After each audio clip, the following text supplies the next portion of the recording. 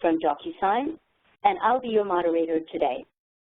Let me start by saying thank you for making the time in your busy schedule for this very important topic.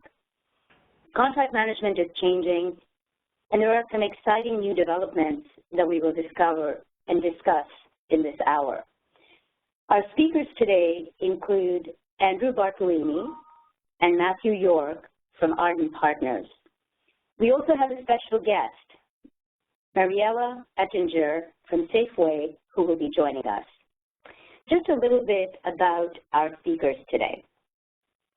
So Andrew Bartolini, he's the Chief Research Officer at Ardent Partners and publisher of CPO Rising.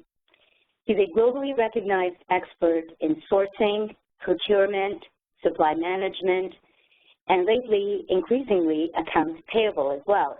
I've had the pleasure of knowing Andrew for the last several years, and I'm an eager consumer, Andrew, of all the great content from your publication. Oh, great. Matt York is a senior procurement researcher at Ardent Partners, and his primary areas of research include sourcing, contracts, procurement, and supply risk. Matthew was previously at Aberdeen Group, again, very deep expertise in procurement, and we're happy to have Matthew here today. Next, we have Mariella. Mariella is a friend and a strategic sourcing group director at Safeway. Mariella manages about $4 billion in indirect spend and is leading the charge toward digitization and is an enthusiastic supporter of electronic signatures.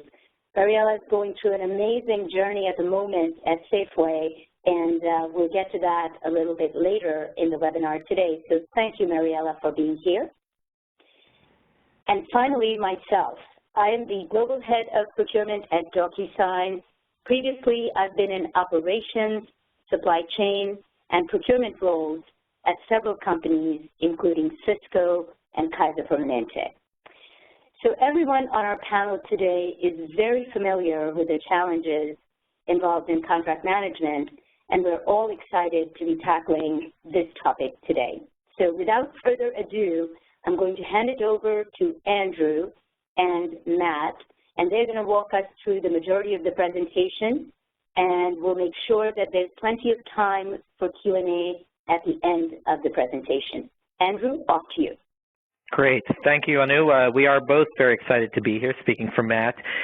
So just real quick, right, so Ardent Partners, we're a research and advisory firm based in Boston, Massachusetts. We focus, solely on supply management, right? So we look at the strategies, the processes, the technologies that drive operational excellence across the sourcing, contracting, procurement, supply management, and accounts payable processes of an organization. We publish a number of sites. One of those I'll highlight here, and that's CPO Rising. This is a news and research site that focuses on topics that matter to chief procurement officers, and it's one of our primary areas where we present our ideas and research as it relates to contract management. Now, I guess a little bit of a pitch, right? So for those of you that are procurement executives listening in today or on the recording, invite you to consider attending our CPO Symposium, a day-and-a-half event scheduled for March in Boston. Fantastic opportunity to come, network, learn best practices, and share ideas and understand where the industry as a whole is heading. But now I'm going to dive in and talk a little bit about the presentation today. I should note that our presentation is based upon a report that myself and Matthew York, our co-presenter today, co-authored. Reports of the same title, and that report can be made available to you from DocuSign. But let's just dive into the agenda, right? I think that while the report and today's presentation does focus very specifically on contract management, and we do look at it from a procurement perspective, I do think it makes sense to talk a little bit about what's happening in the world of procurement today. And in 2015, and as we move into 2016. The speed and complexity of business continues to increase, right? Business leaders struggle to keep pace with the ever-changing demands of the market. And while the worldwide economic conditions are more favorable today than they were a few years ago, certainly 7 or 8 years ago, CPOs and other supply management leaders remain resource-strapped, while at the same time they're tasked to do more. Right, and so our research and what we've been focusing on is really trying to get organizations focused on how they can become more agile and how they can leverage solutions and innovative strategies to drive more value with the resources they have in place today. And so let's look at some of the key findings from our 2015 research that focuses on procurement and the CPO. Now, one of the things that we look at, and so this data, just as a point of reference, is drawn from more than 300 CPOs and other procurement executives drawn globally, cross-industry, cross-geography. What we see here is that, it's our view that procurement's future points towards innovation and agility, but the reality is that when it comes to top priorities, procurement and their leaders are still focused on savings first and foremost. Now, I'm not showing you the historical, but this is data and research, that we've been, or these are topics that we've researched over the past decade. And one of the things that, and this is a question that we ask in an annual survey, one of the things that we've started to see is that the focus on and the pressure to deliver savings over the past couple of years has receded.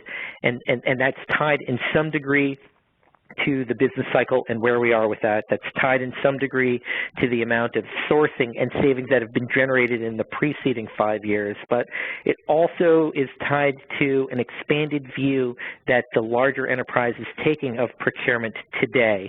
And so while there's been a de-emphasis on savings, the things that have gotten onto this chart over the past couple of years have risen in profile, have risen in priority for CPOs and entire procurement organizations, are compliance and innovation. And so, just real quick on innovation, right? We're operating in a world, in an age of innovation, where organizations are increasingly reliant upon their suppliers for their own performance and for their own results, for their own products, right? And this really, highlights the importance of why contract management and being efficient and being effective and having visibility is going to only become more important as we move forward. Second point, and compliance is one that a few years ago was not on this chart when it came to CPO's top priorities. It's now on there in some respect because I think that organizations, and as we'll see in the next slide, understand that the resources they have, the budgets that they have, are going to remain fairly static, and that what they need to do is do the best with what they have, and driving an increasing compliance, which is a huge opportunity for all procurement organizations, is becoming more front and center with the CPOs and what they're focused on over the next couple of years, right?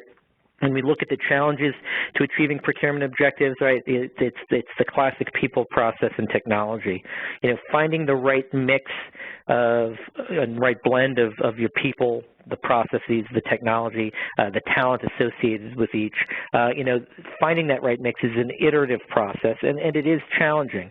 But again, I think that what we're seeing is that more CPOs understand that job recs for even the top performing procurement organizations have difficulty getting a job rec for a couple new directors each year, and so opportunities in the near term and in the intermediate term to drive more efficiency, and it becomes important to remain efficient, but to also drive scalability, right? Procurement organizations are taking on or being given more responsibility each year, and that path we really do think starts with a better focus on technology. Now, I'm going to just pivot here real quick and share some of the benchmarks that we see in the market today. So these numbers represent the average results or the results for the average procurement organization. I won't spend too much time on each of these, but do just want to share that the average procurement organization today has a little bit more than 61% of their total spend under management, right? So that's the third-party spend, your direct, your indirect, your services. For some organizations, it's their CapEx spend. That total ball procurement, the average procurement organization is managing 61%. From a savings perspective, right, so the top CPO priority in the near term and over the next 3 years, that number is 6.6%. Is that an all-time, or is that a decade low? One of the reasons, again, is where we are in the business cycle. Another is, you know, that the amount of sourcing that we've seen continues to increase, with the average procurement organization sourcing almost 50% of their spend competitively. Now, you know, one of the reasons why we as an organization, Ardent Partners, that is, focuses our research on contract management is this last number here, and that is that for the average procurement organization, the percentage of their total spend that is compliant to their contracts is 55%, and that just really opens you know, a huge door of opportunity as it relates to you know, where procurement can drive more value. Now, you know, question to CPOs: if, you know, given the resources, the budgets, the staff, the talent that you have today, you know, should your procurement department be doing better, right? So this is a question that is asked without the infusion of new resources or talent or technology.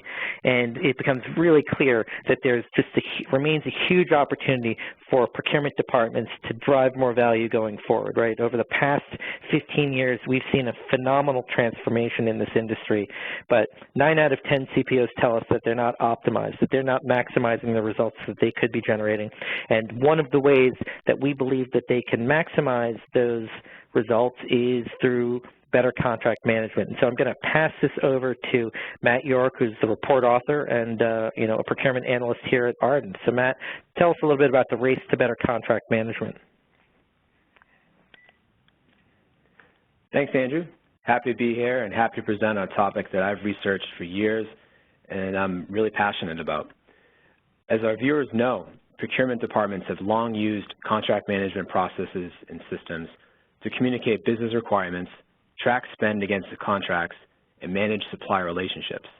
But now, there are new and innovative solutions that can build upon the status quo to enhance contract management, help procurement organizations be more agile, collaborative, and efficient in their execution, and ultimately drive more value through contracts. So, modern automated and digital contract management solutions can drive significant value across the contract management process and in several different but important ways. They can increase collaboration with internal stakeholders, like legal and procurement teams, as well as external stakeholders, namely the organization's suppliers. Modern contract management tools can also drive greater contract compliance. The fastest way to save money is not to spend it, but the second fastest way is to spend it correctly, and visibility into contracts helps you do just that. They can also enhance supplier performance by providing visibility into how they are performing. Contracts provide the baseline criteria for evaluating supplier performance. On that note, modern contract management tools can help procurement organizations mitigate more risk. As enterprises increasingly rely on suppliers to drive results, they are also increasingly intertwined in their supplier's business. Things are moving faster. Relationships are more complex. More things that impact performance are happening outside the walls of your enterprise. As a result, managing and mitigating supply risk is critical. Decisions on liability and risk exposure should be managed centrally, and automated digital contract management solutions can provide that mechanism. Ultimately, modern, innovative contract management tools can help procurement teams realize greater savings that they identified earlier in the sourcing and supplier negotiation phases. The speed, efficiency, and agility, collectively and separately, increase turnaround times, decrease contract execution timelines, and save all parties a lot of time, money, and effort. Now, from a sourcing perspective, procurement departments that succeed in the consistent execution of their sourcing projects are the ones that take a holistic approach to the entire sourcing process and leverage process automation tools across it. Leading departments define their sourcing process as one that begins with opportunity identification, carries through to contract execution, and seeks to standardize their sourcing policies and processes at the enterprise level. This most assuredly includes contracts. I mean, a sourcing project does not stop at contract award, right? It stops at contract execution. Then you transition to managing the supplier, the relationship, and the contract until it is time to source it again. In fact, contract management is but one pillar of the modern strategic sourcing process, but it is central and foundational to the success of the organization. So what happens when procurement organizations rely on manual, paper-based processes to manage their contracts? Simply put, organizations can incur a number of costs for relying on outdated contract management processes and systems. Consider the time it takes to manually author, edit, process, sign, search for, retrieve, and audit contracts when multiplied by labor costs. Consider also the cost of duplicate or inaccurate work to the enterprise, also when multiplied by labor costs. Additionally, there are the costs of fines and penalties incurred by enterprises due to contractual errors, a lack of contract compliance, and/or a lack of contract oversight. Lastly, there are the opportunity costs associated with being unable to quickly retrieve and review contracts, avoid costly contract renewals and price hikes, or take advantage of more competitive pricing in the market. I mean, if contracts are buried deep within a filing cabinet or are in a pile on someone's cluttered desk, the procurement team may miss an upcoming expiration date and let the contract auto-renew when it might have been beneficial to reconsider their options. So let me stop and ask Andrew a question. Andrew, what do some of these costs look like, and do they add up? Right. So actually, I'm going to pivot here and actually bring Anu in, right, who can offer both a perspective from solution provider side, but also from a practitioner side, right? I'm sure you've seen whether it's directly as a procurement practitioner or how some of your clients or before they become clients is some of the challenges and costs that they face when they're dealing in a paper-driven contracting process. Absolutely. So many of our customers want this analysis, sometimes to drive the purchase and other times to be able to justify and prove what they've been able to do. So at DocuSign, we look at costs from 2 points of view in contract management. One is the hard costs, and these are everything including paper, the printing cost, the mailing cost. As a matter of fact, one of our customers had a practice of mailing some of the contracts internationally, and they would do FedEx overnight, from Silicon Valley to the Far East all the time. So all these add up as hard costs in creating the documents, getting them signed. And then there are these soft costs, and that is, I believe, what you've indicated here in terms of labor costs.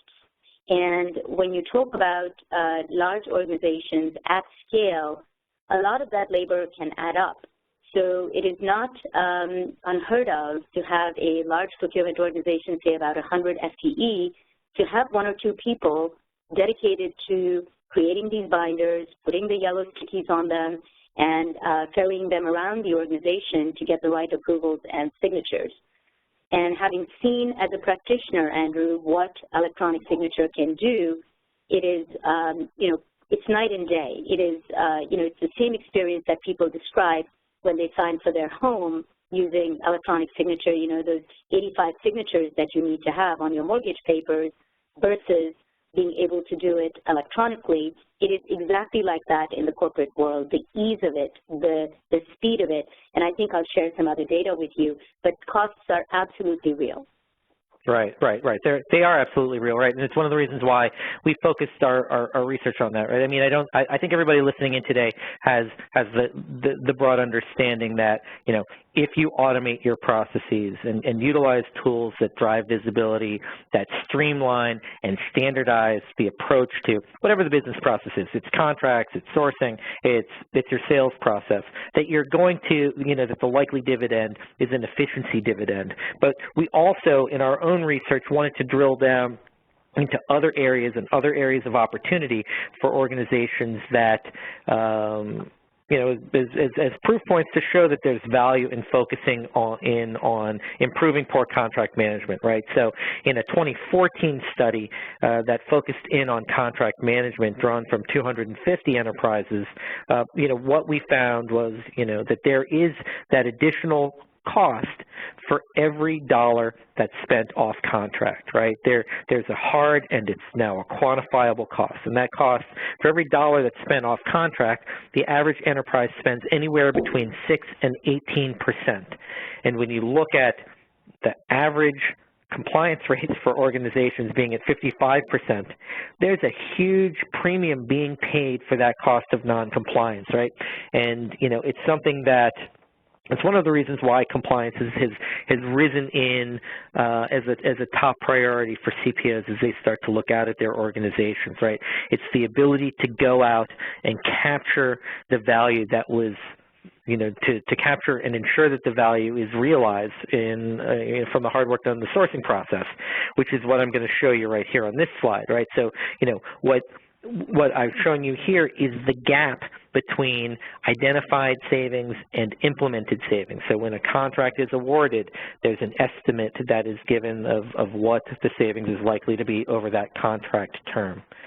Organizations that fail to close the sourcing and contracting process, to fail to close those processes and fail to automate them, see a leakage in the order of between 24 and 38% on average, right? And so, you know, part of that can be explained through sort of the course of business and demand management and sort of changes in buying behaviors, but at the core, when the sourcing and contracting processes aren't connected and interlinked, you know, clearly if they're automated, the benefits are as well, but it's a way to plug that leakage. And, you know, what I think we want to do now is pass it back over to Matt and let him talk about some of the ways that organizations are driving success and closing those, you know, stopping those leaks.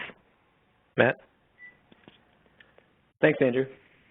So if you recall from the earlier slides on the state of procurement, there are numerous challenges to achieving procurement objectives and enterprise success.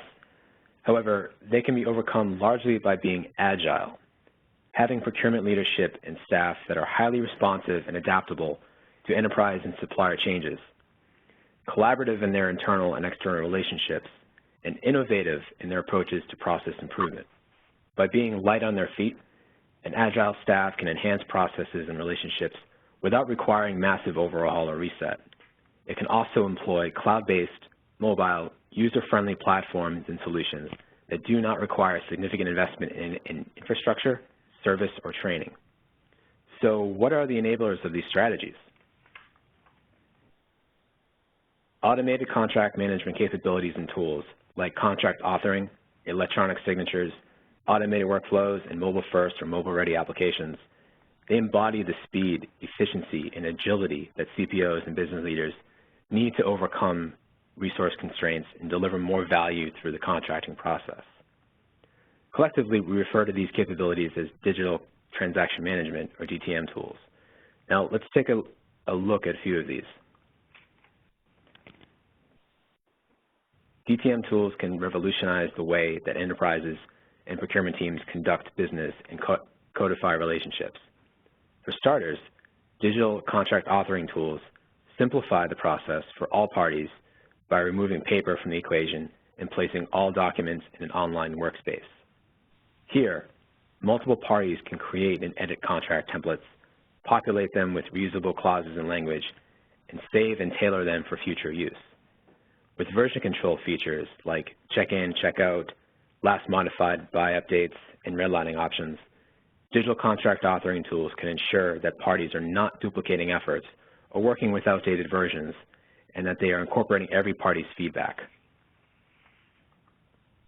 And once a contract is finalized and is ready for execution, electronic signatures can be created, applied, and saved for future use. Signatories can apply their e-signature and with a mouse click, send it on its way. Contracts no longer have to languish in the mail or in someone's desk waiting to be reviewed and approved.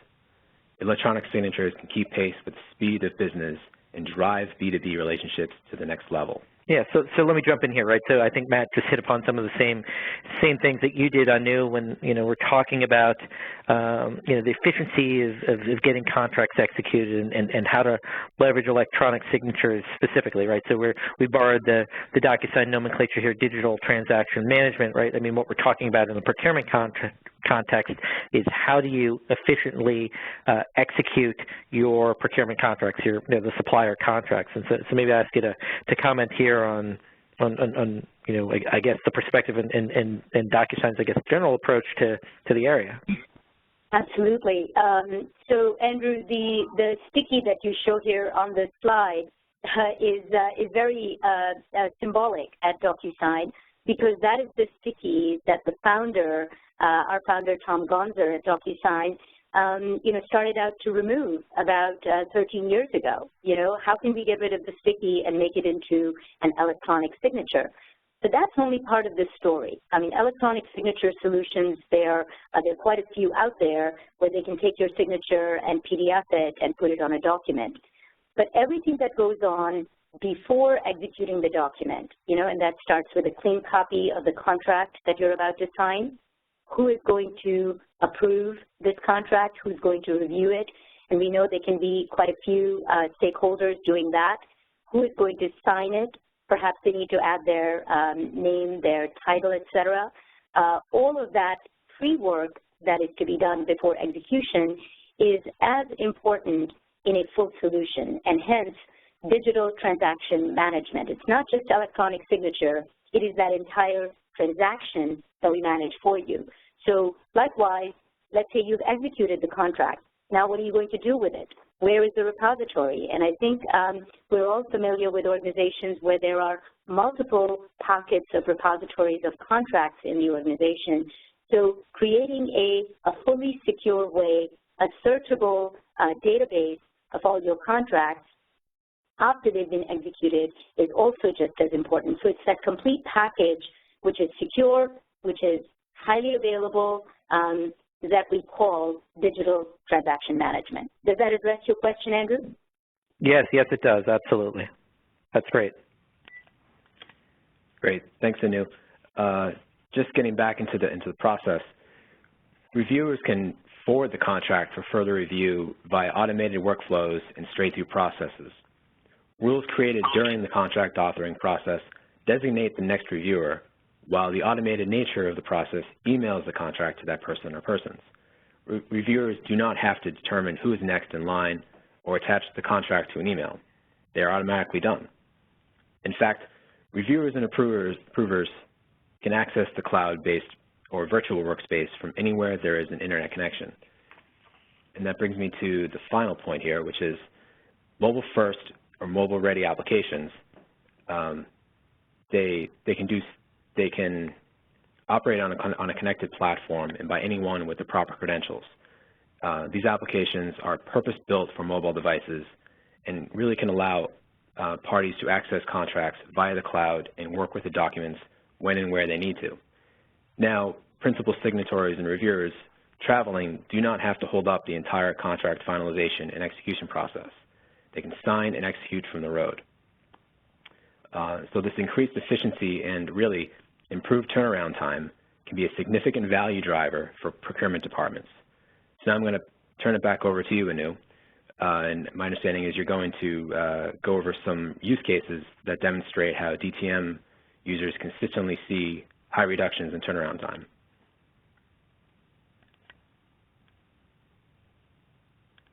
Anu? Maybe Hi on there. mute. Yes, hey, welcome back. Thank you. And Matt, I was saying thanks again for the ball here, and a great transition from the point you were making about mobile devices. So what our audience is seeing here is an eye chart, but let me give you a little bit of context for what this data is. At DocuSign, we take customer feedback very, very seriously. We are very close to our strategic customers and how they're deploying and what results they're seeing from their deployments. So what you see here, again, don't expect you to read them, is multiple industries represented in this one slide, but the use case that is represented on the entire slide is procurement-related, contract execution-related. And what we find across the board is that people find their turnaround time going down by over 85%. So no matter what other benefits they see, exactly, that's the Ferrari slide that I wanted to show. Most people, the motivator for them to move to electronic signatures is speed of execution. It's the turnaround time. And it doesn't matter if people started out with a 50-day turnaround time for some of their agreements, or they started out with a 2-day turnaround time for their signatures for some of their simpler processes. Across the board, they're all reporting an 85% reduction in turnaround time. That, to me, was a great epiphany to see across the board, people are seeing benefit in that. Are they seeing cost reduction? Absolutely. We spoke about hard costs. We spoke about soft costs earlier in this presentation today, and people see anywhere from about $5, $6 for, depending on their baseline, they see about a $5 to $6 reduction, all the way to over $100 cost reduction per transaction, depending on what they're doing, but the main driver tends to be speed. The other point I want to make before we move off of this is quality control and increase in quality of execution. I think Matt touched on that. Because it's an automated workflow, you don't have the lost yellow sticky phenomenon, right? If, for example, I'm supposed to sign and then Andrew is supposed to sign after me, Andrew will not even get the document until I have signed the document because I'm in the workflow. So again, the quality of execution, the turnaround time going up because you're finding executives wherever they are traveling, whatever device they're on, whether it's their iPhone or their iPad or any other device, and you're getting them where they are. So you're really, really improving the efficiency of your process and therefore customer satisfaction, which I know is very important to procurement departments across the board. They don't get very high marks on customer satisfaction, and this is a great way to improve that. Next slide, please. Here, I wanted to share with you all of the existing use cases currently in production at our customers that are related to procurement. And this slide is put together as an aid for our customers to say, where do you begin? Where do you begin to apply electronic signatures? There are many opportunities, but this shows you on a speed of implementation versus ROI. And if I can direct your eyes to the top right corner, the place to start for the biggest bang for your buck and fast turnaround is your bread and butter contracts, your MSAs. So you can bring them up quickly onto electronic signature on your digital journey. Back to you, Andrew. Great, great. Thanks, Anu. Right, and I mean, and I'll just stop and make the point again, right? So when you're thinking about your contract, the cycle time in contract execution, right? I mean, let's put it in the context and the shift that we've seen over the last couple of years in business, right? For most people listening in today, the products and services, right, the life cycles of what you're offering have begun to collapse, right? And certainly the period of time where companies can charge a premium for their products and services has also collapsed, right? Procurement, this is one of the things, right, I'm very still, just such a proponent about the opportunities for procurement over the next decade and even beyond, is that, what this has done is, right, I mean, procurement organizations used to sort of set it and forget it with their supplier relationships, right? Let's sign the 5-year contract. Let's go through that process, and let's revisit this at the beginning and end of each business cycle. I mean, that has started to shift very dramatically, right? The level of competition, driven in part by globalization, driven in part by advances in technology, have really placed the buyer-supplier relationships, much more front and center in driving, overall enterprise results. What's also happening, though, is that decisions need to be made faster, right? One of the main themes in our procurement-focused research over the past couple of years is agility, and speed in contracting is one component of that and an important element of that. And so I think Matt, set the table, talking about, the race to better contract management. Anu has given, some great use cases and where specifically value can be added and enhanced from a procurement perspective. Now, what I want to do is take a look at what the leading organizations are doing as it relates to their own contract management processes, right? And so we'll start with technology usage, right? And so what we see here are numbers that show that there's still lots of opportunity for process automation to be layered in here, right? DTM is not universal by any means, and I think that as CPOs continue to focus on compliance, that these numbers will continue to rise. They do rise each year, and I think that as organizations begin to get their hands around the entirety of their spend, an element of focus will continue to be on the contracting process and as a result, sort of the compliance results that are driven as a result of that. Now, what we see here, as you would expect, is that, the best in class, given their greater reliance on or usage of contracting tools to drive value, is that they're realizing greater value. But it's not simply the technology that wins the day for these organizations, right? These are organizations that are a little bit more self-reflective, right? They have programs that are designed to ensure that what they're doing remains, at the vanguard, remains at the cutting edge. And I should mention that, I should define the best in class for you, and I'm going to show you some metrics that really bear out the leadership and the advantage that these organizations have. But in every market research study that Ardent Partners performs, we will tier by performance across several metrics the top performers, or specifically the top 20% of performers in a given study, and identify those as the best in class. So the top 20% of the market, what we see here in the blue, the rest, the other 80%, represented by the all others gray.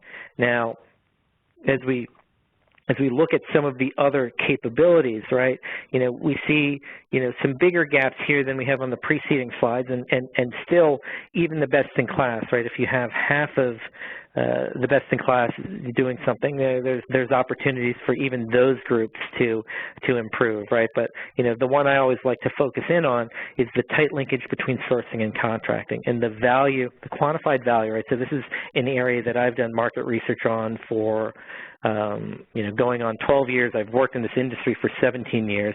Organizations that close that process, that link these processes together, realize much greater value. Their compliance rates are higher, their savings rates are higher, their savings leakage rates are lower. Ultimately, they place more spend under management, and there's less of a disconnect between what they report out as value delivered and what the enterprise truly views as value received from procurement efforts.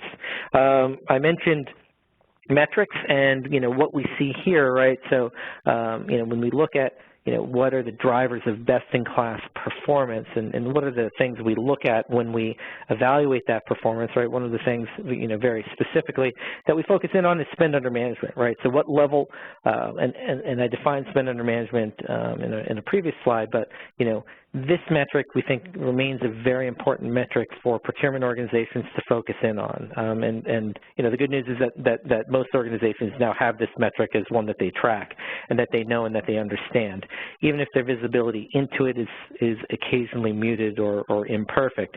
But best in class, the reason why spend under management is important is because it speaks to the opportunity that procurement organizations to influence the larger organization in making smart decisions, in finding the suppliers of highest value, in driving savings where that's the target, in mitigating risk. And all of those things are captured, or sort of, codified in the contracts that you have with your suppliers. And what we see here is still from a compliance standpoint, and I did see, one of the questions, well, what do you mean by spend that is contract compliant? And so this is the percentage of all spend, so all third-party spend. What percentage of that number is compliant to contracts, right? So does a contract exist? And then is what was paid or spent compliance to the terms as captured in that contract. And we see, for most organizations, that number hovers around 50%. Even for the best-in-class, they're only at about 2/3 of their total spend. And I mentioned previously, right, all those other dollars that are spent off contract or are non-compliant, the average impact that it has on an organization's bottom line is somewhere between 6 and 18%. So when you start to multiply this times hundreds of millions in spend, billions in spend, these are very real numbers, and it's really why if we pound the desk on a weekly basis to really raise awareness on the challenges, but to raise awareness on the cost so that organizations can take action. And what we see here is that even though the best-in-class have significant room for improvement as it relates to contracts, at the same time, they're significantly further ahead. They've got significant advantages across all of these areas, and we've talked about a lot of the mechanics or the drivers behind it, but let's look also at some of the advantages from a capabilities and from a functional sort of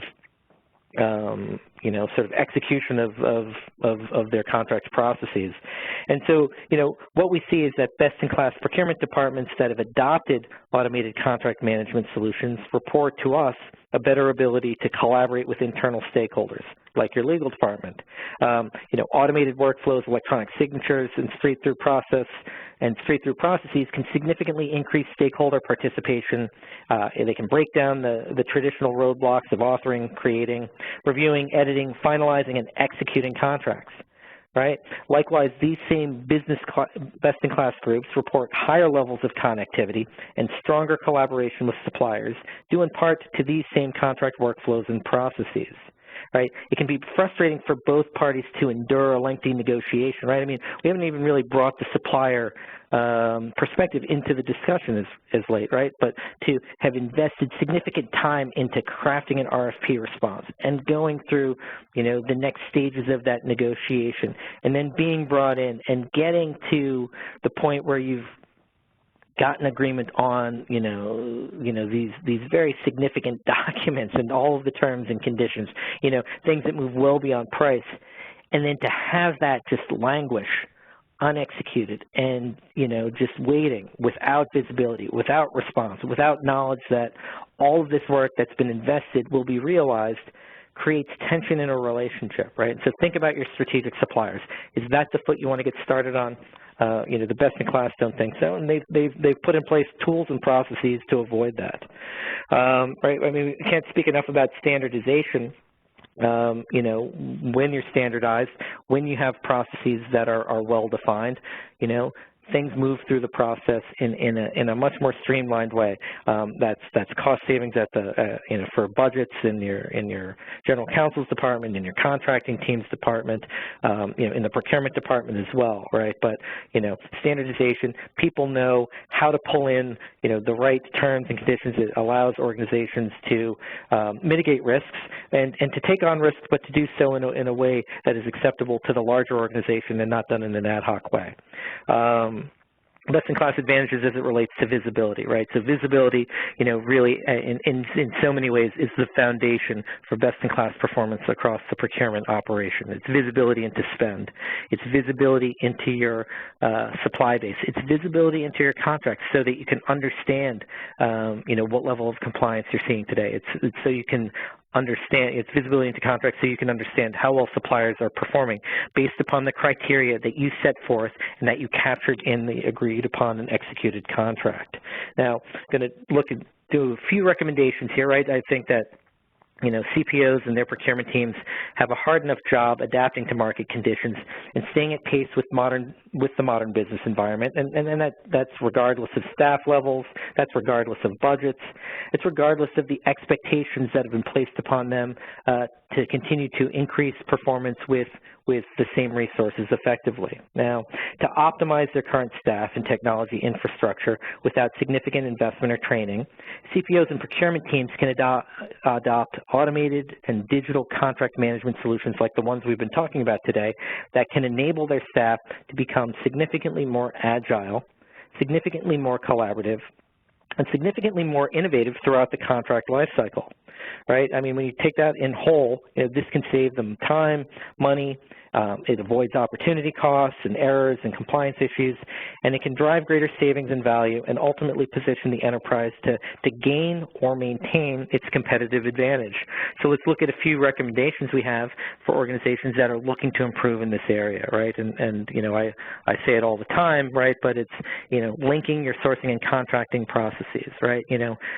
Tools, budgets for electronic tools aside, right? I mean, this is very fundamental, basic blocking and tackling, and ensures that the hard work that's been invested on the front end of a sourcing process is captured and realized by the larger organization.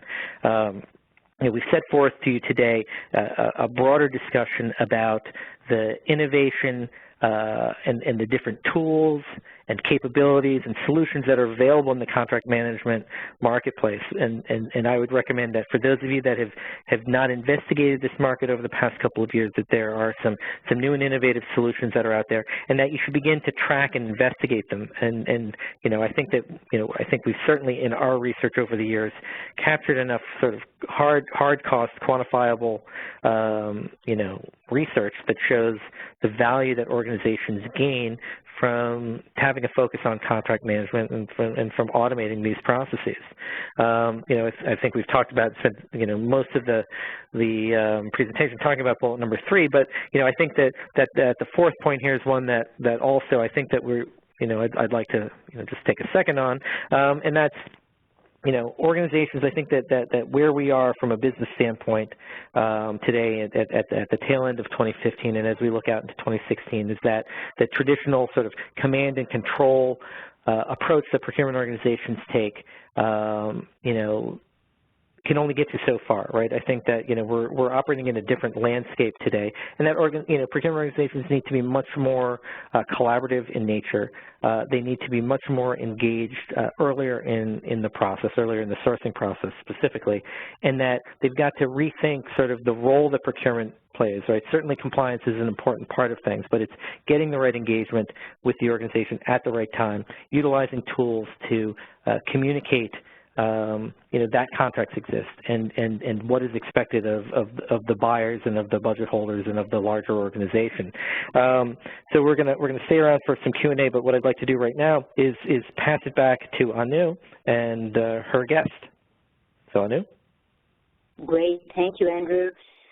So Mariella from Safeway is here with us today. Welcome, Mariella. Mariella, are you on mute? Hello, can you hear me? Yes, we can. We can hear you clearly. I know you've been sitting through the webinar, and I wanted to say welcome. There's a lot going on at Safeway with the merger with Albertsons. So thank you again for being here, Mariella. I like to end our webinars and our talks with a view from the customer. And you have recently implemented electronic signatures, and I know you went with DocuSign, but I was wondering, what was your experience in implementing electronic signature at Safeway? So first of all, thank you for the invitation, Anu. Good morning, everybody. We implemented DocuSign probably around this time last year, and having experienced the implementation of several systems within the organization, this is probably the easiest implementation. Once we gave the go-ahead, we just had to start working with the business requirements with the DocuSign account manager, got our folks signed up, and we were using it within a matter of days. I mean, a couple days. The training was amazing, so the folks, were using it in a matter of days. That's wonderful. It really has, yeah, go ahead. Please continue. Yeah, it really has been a very easy transition. The tool, we find it super user-friendly, very intuitive for folks that are familiar with web technology. So again, as we implemented it, we were sending documents through DocuSign in a matter of days, and the organization has benefited impressively. how about the adoption from the supplier base? Did you get any pushback, or did people need to be trained on the supplier side to sign these contracts? I think the pushback has been really minimum. It's mostly folks that have not had any experience with using electronic signatures. I mean, I can only think of a couple where we had to get outside of the process to do it, but no, I mean, I think every single user has seen it, and frankly, it's quite happy that they don't have to receive a document through email, print it, sign it, mail it, or scan it, or fax it. You know, it is, I think, one of the benefits. It's almost like the moment you send the DocuSign document out, you're getting those responses back in hours, whereas before it would take you days and follow-up calls, and where's my document, and what's the tracking number, et cetera, et cetera. That's great. Mariela, we should do a strategic value assessment on Safeway so we can get another data point about our turnaround time that we were talking about earlier. Absolutely. I mean, we are an example of that. I think when we talked earlier, I mean, we probably have eliminated 90% of the time invested in getting the signatures, just because it's such a fast turnaround. That's great. So we mentioned Safeway, you know, combining with Albertsons. I was wondering if you have any insights on the timing of when to do this. You know, you did this months before the Albertsons event, if I'm correct? Yes. And so what's the learning from that? You know, there's a lot going on in other organizations at a macro level, but is your merger with Albertsons going to benefit because you already have digitized your contract management process? Yes, absolutely. I think, first of all, I think, you know, the merger would not have impacted it in any way because, again, the beauty is that it's a standalone function. The real approval was if legal was willing to accept the digital signature versus the legal signature. And as we merged with the Albertsons legal folks, that was the first question we asked. And I mean, once they saw the technology, it was they were on board. So I mean, I don't think I think anybody, once you experience it, and I think that's what I want to leave the group with. Once you experience it, it's so easy. I cannot tell you the time on day one of this merger that we spent on emailing contracts to each other, whereas we were able to go into a contract repository on the Safeway side and just direct them to the link and say, here are all the contracts you're looking for. So, I mean, I think once they see the technology, anybody that has not used it just wants to say, when can you include me and how can I sign up? Well, that's, yeah, I would imagine the contrast between the two sides, but that's really great. Thank you for sharing that, Mariela. Any other words of advice for our audience who have just gone through, you know, very rigorous, detailed research study on contract management? Any other words of advice? First of all, I would say one of the things that I did not hear in the webinar is make sure you do put an easy way to search for the documents, because when we use it, I think it's very important to put a process of what is going to be the naming convention, so in the future you can look for them. Also be aware that when you're beginning to look at these systems, you probably underestimate the number of users that you want on it, and that becomes a hurdle because, especially, for example, for us on DocuSign, we initially signed up, you know, just the folks that usually did the paperwork, and now, you know, we need more users because nobody wants to wait anymore. People get so used to the efficiency of it that everybody wants to use it. So as you're looking into implementing any of the systems, make sure you really look at your processes, look at your users, and look at what is going to be the end result. How are you going to name it? Who's going to sign it? How are you going to process it? And again, folks then become really demanding of, oh, you did not think of adding more users, or you did not think of categorizing these things. So spend a good amount of time on figuring your setup so your output becomes so much easier to manage. That's great advice there, Mariella. Thank you again, and wanted to make sure our audience heard from you as a user. Appreciate it. And with that, we come to the close of today's presentation, and we will move into Q&A. I think we've got a couple of questions already come in. Let me start out with, I think this is going to be directed to Andrew, adoption levels. So the question here says that contracting tools adoption levels seem very, very low, and I've heard that adoption is a real problem in companies that have even made the decision to go with a CLM system. Is this true?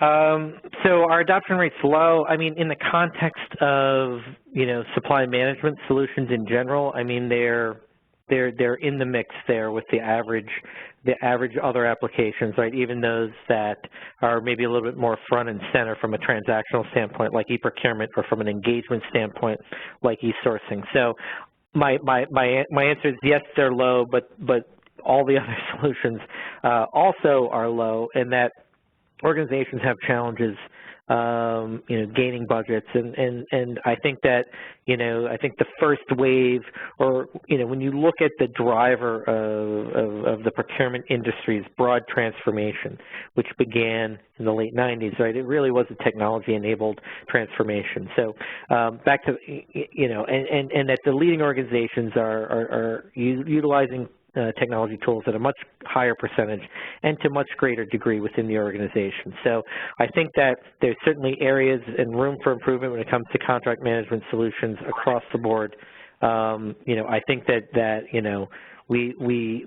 what really needs to happen at the industry level, and not just for contract management solutions, we need that next catalyst, and maybe it is something like mobile, where we start to see enterprises move from desktop, laptop to smart devices, and that might be the impetus. But certainly the technologies and the solutions have greatly improved over the past decade.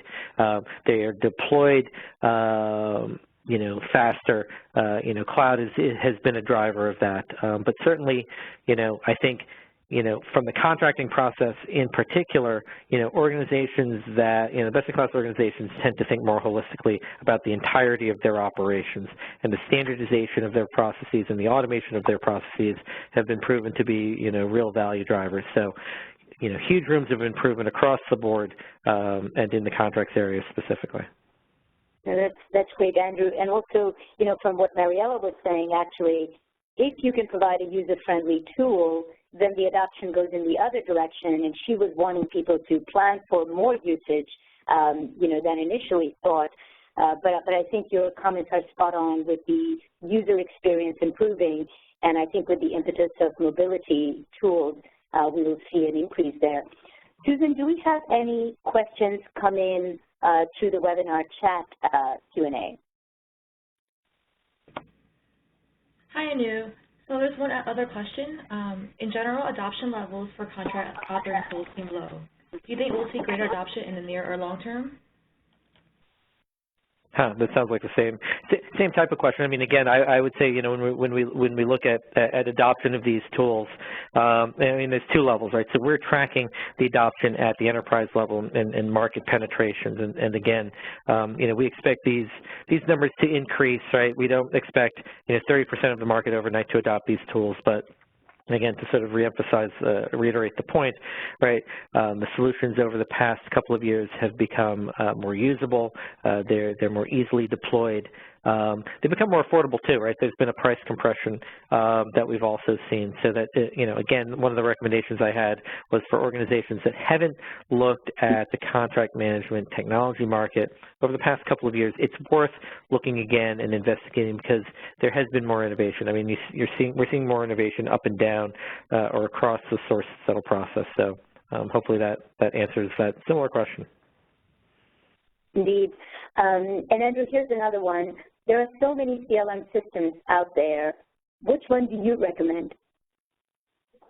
I would say that if someone wants to contact me directly, that would be fine, because a generic answer on this call, not knowing the enterprise, the number of users, the current systems in place, the budgets, and any number of other questions makes it hard to just simply say it's X is the answer or company Y is the answer. So please feel free to follow up. We take those inquiries all the time and are happy to give our views to those that do. And the good news is there are a lot of tools now, and there is a good solution for you out there. Yes. I would say for most organizations, right? I mean, the thing that we've started to see with supply management technologies in general is that, with the rise of cloud and some price compression and some better integration, organizations that fall in the mid-market and the lower end of the mid-market, now, business cases can be made at that level of an organization. So short answer, yes. Fantastic. And I'm getting the signal from Susan here. I think we've gone over time for questions here, but we'll be happy to answer and follow up. I think you have contact information for all the presenters here and for DocuSign. Please feel free to reach out, and we will also send you copies of the slides. There were quite a few questions about that coming in. And again, I would like to thank our panelists, Andrew, Nat, and Mariella, for being here today and sharing their expertise. And I also want to thank, all the other folks that worked hard to make this webinar possible. Very much thank you to Susan and Jonathan Reimer and their team for pitching in and making this a success. With that, thank you very much and have a great day. Bye-bye.